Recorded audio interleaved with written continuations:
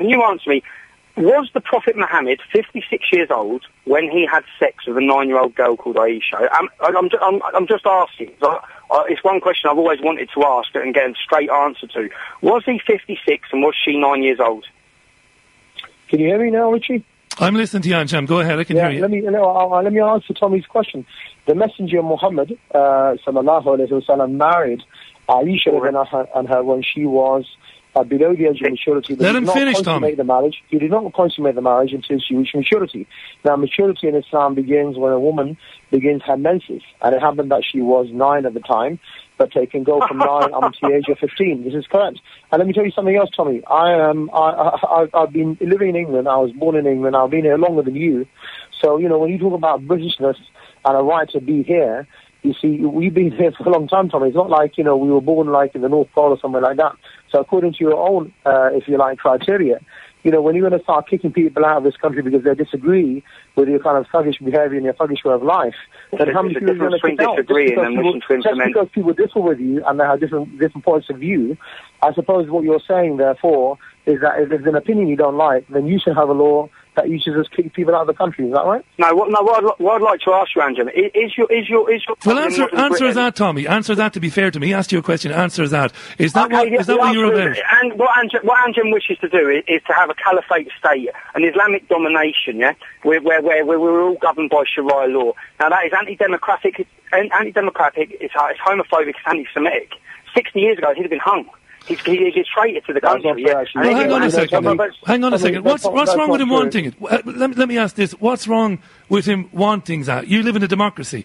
What about Voltaire? What about defending to the death somebody's right to free speech? What about him wanting it, Tommy? Listen, I lived in Manchester. It's one thing wanting it. It's one thing wanting it. So when we go on to free speech, so burning poppies, is that part of free speech? On Remembrance Day, during a 2-minute silence, is that free speech? I wouldn't agree with it. I certainly wouldn't agree with it. You have to weigh it up evenly. There's certain things that are wishing to turn Buckingham Palace into a mosque, like Anjam's come out openly and said he wishes to do, or wishing to overthrow our government, which is what he plans to do.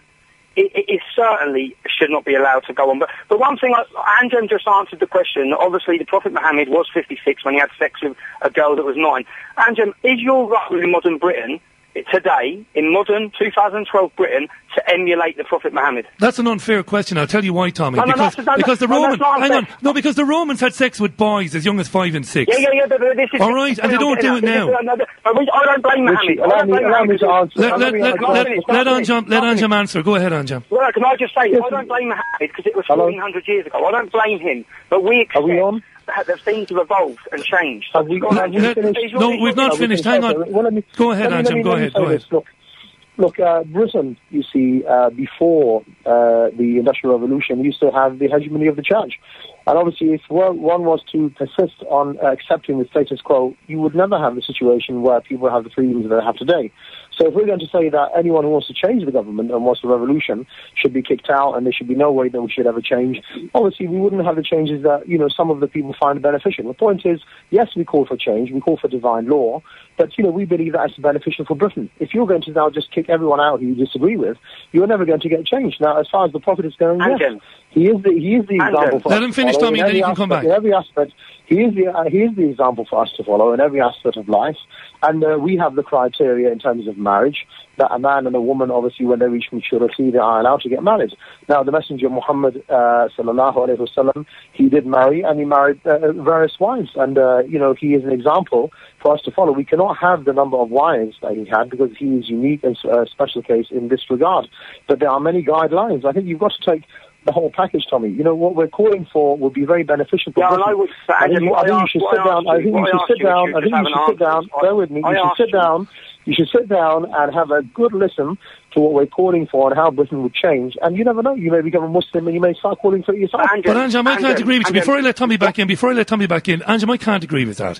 I cannot agree with that. As an atheist, as somebody who has seen no evidence whatsoever for the existence of a God, I don't want to live in a society where people write rules, regulations, policy based on a belief in a God that I've seen no evidence of. And I would say that, not to insult Islam, but I would say that to Christians, to Jews. I work with the owner of this radio station, is a practicing Jewish man. I say the same thing to him. I do not want that. And you, and I like you, I like having you, I like Tommy, I like everybody. I like hearing everybody's point of view. But you would force that on me. You would force it on me, Anjan. You would force me to live with that. There's a difference between Islam and every other religion in that Islam is not a spiritual belief. Christianity, Judaism, Sikhism, Hinduism, etc., they are spiritual beliefs, meaning that you can practice them within your temple, within your church, and, you're fine. Give unto Caesar what is Caesar's, give unto God what is God's. Islam, on the other hand, believes sovereignty belongs to God not only in your personal ritual beliefs, but also within society. Now, what Tommy may not know is that for over 1,300 years, the Sharia was implemented for much of the known world. Even Britain under King John in the 12th century asked for the Sharia to be implemented because they were having problems with the kings in Europe. Much of France, Switzerland, Austria, Spain for 800 years had the Sharia. It's not alien to the West, and in fact the basic needs of food, clothing and shelter were guaranteed. Your right to life, your honor, your dignity, your wealth was protected. It was a system which eradicated poverty. If we're going to start judging Islam on the basis of people, as I say, who have knowledge of Islam, which is limited to probably one fifth of the library, this is just not fair. Let Tommy back in. Go ahead, Tommy. Okay. Anjan, you still didn't answer the question. I asked you, is your goal in modern Britain to emulate the Prophet Muhammad? Of course it is.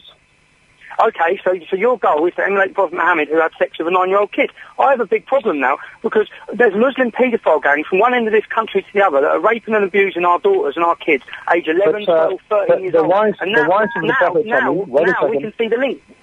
Now we can see the link. The point is here that the wives of the Prophet were mature when they were married. That's specious reasoning, Tommy.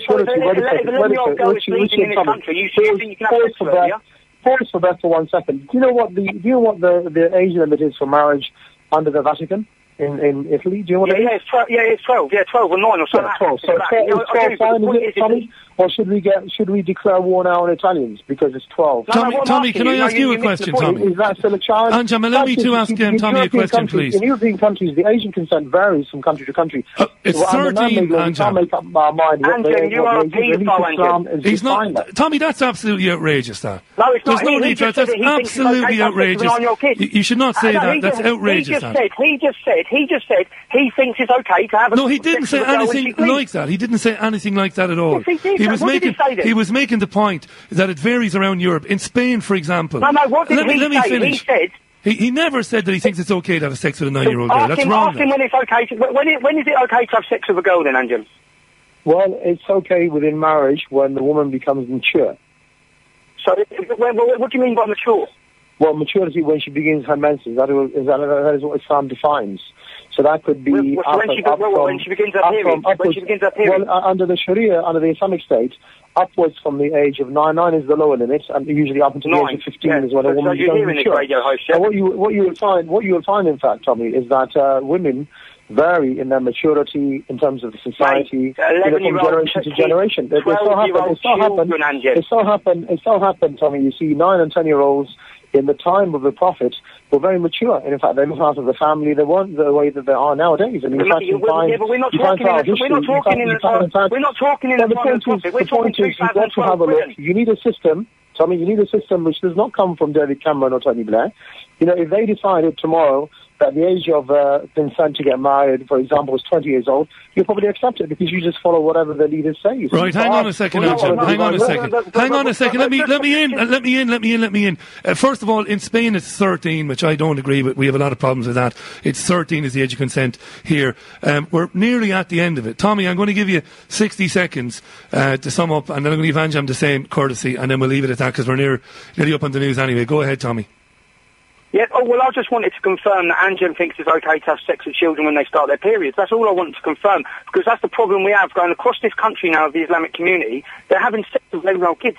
Men are. 12-year-old kids. And that's the point I want to confirm. And that is the Islamic link, which Anjan just confirmed, because we're told that it's not got nothing to do with Islam. It has. It's got to do with an ideology in their head where they think that is acceptable. Sharia law will never be implemented in Britain.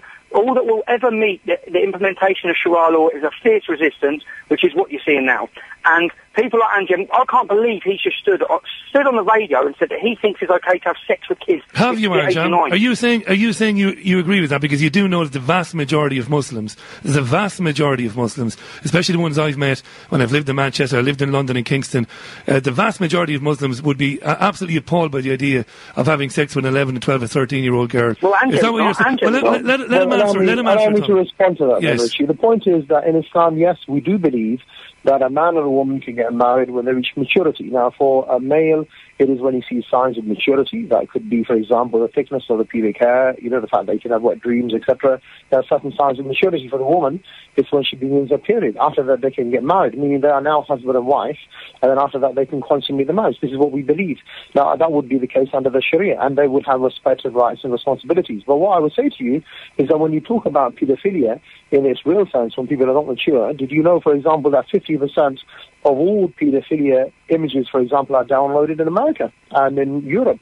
They don't come from the Muslim countries. So this idea that the Muslims are really, abusing children does not exist. When he talks about how we treat our women, well, Richie, when you talk about how we treat our women, did you know, for example, 2 women are beaten to death every week in Britain through domestic violence? Hey, so Islam protects children. No matter what you say from now on, Islam ensures one voice at a time. One voice at a time. That the basic needs are met for all citizens within society, and it would be a just system. I think that we need to have a look at the real ills in society, which is the fruits of Western civilization and man-made law, and look to Islam as a solution instead of picking. Where is this perfect Islamic country? Where is this perfect Islamic country that we should be looking to? Well, the last time we had the Sharia law implemented in full was before the 3rd of March 1924. Today we have 55 nations, all of them with brutal regimes, many of them worse than Britain. That's why our project everywhere in the world is the Sharia, and it's coming to Britain, Tommy. Don't worry, and then after that we'll see how you react when you have the Sharia open. Where is this perfect Islamic country that we should be looking to for definition? Is it maybe Iraq, there's no regime at the current time. There's no regime at the current time, but there are examples of projects. For example, Islam has never built civilization. Gents, we're the last 88 years, we're going to leave it there. We're going to leave it there, Anjem and Tommy. We're right up on time. Thanks for Tommy. There's no need for that. He's not committed any crime. There's no need for that. It's disgusting. There's no need for that at all. Massively. That's massively angered me. We'll leave it there. Because that's what... No, when you know that in Oxford, half-hour drive from where I live, 38 11-year-old girls have just been taken from a Muslim paedophile sex ring of 12 men, and we are now seeing... You've just heard the reason why. What is your definition of pedophilia, Tommy? It happened to my cousin. Let me ask you, what do you think the lower age is of consent for a woman to have a relationship and get married? You what? You didn't understand the question. What is the lower age for a woman to have consent to get married? In England, 16. Why do you accept 16? Why not 15? Why not 17? What? Yeah, but that's a very... You don't have an answer to Tommy, the fact is... Gents, I am closing it down now because we're right out of time. I want to thank you both. Thanks, Tommy, for coming on the programme. Good to be chatting to both of you, and you too, Anjem. Thanks for coming on. We'll talk again soon. We've got to leave it there because we could be having that argument all night long. Thanks to Anjem and also to Tommy Robinson from the English Defence League.